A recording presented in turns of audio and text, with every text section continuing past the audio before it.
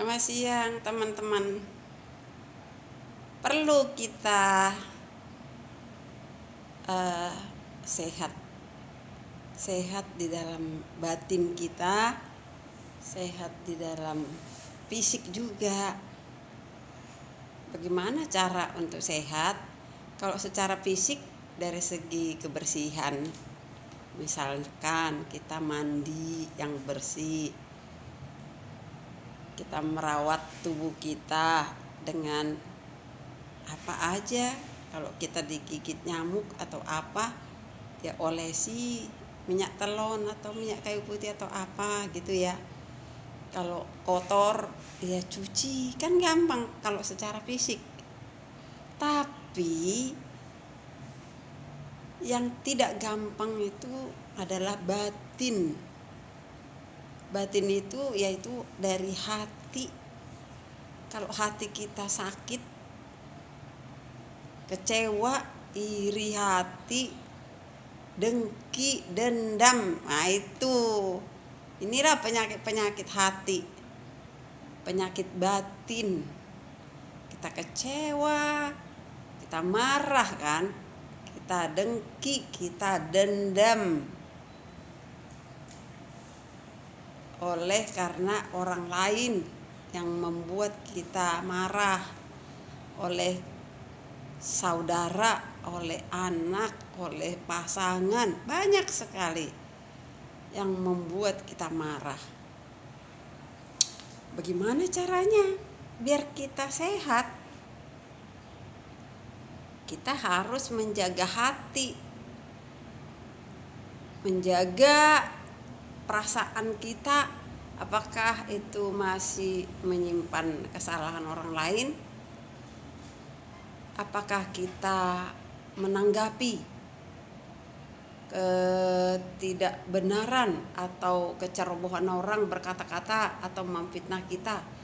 Apakah respon kita benar apa enggak? Itu yang menentukan.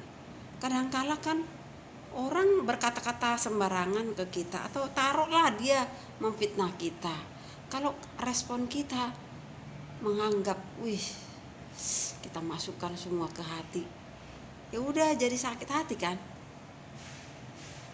jadi dendam kita, jadi marah kita kan. Tapi kalau kita belajar, ayo belajar, aku juga pengen belajar. Kalau kita belajar untuk menangkis atau tidak meresponi yang negatif,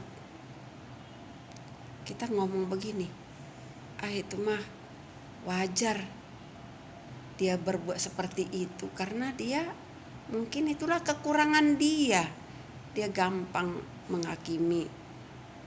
Wajar aja, itu hal biasa kan, dia manusia biasa, namanya manusia ya seperti itu, banyak kesalahan, banyak keterbatasan, banyak dosa. Ya udahlah, kita juga orang berdosa kok. Ngapain dimasukin ke hati? Ya itulah dia. Ngapain aku harus terpancing sakit hati? Ngapain aku masukkan ke hati?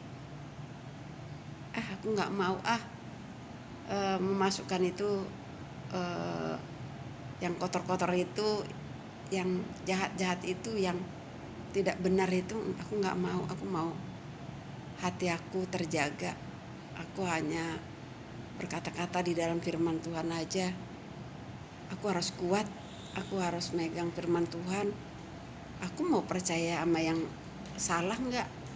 Kalau kita mempercayai kata-kata orang yang salah, berarti kan tindakan kita jadi salah.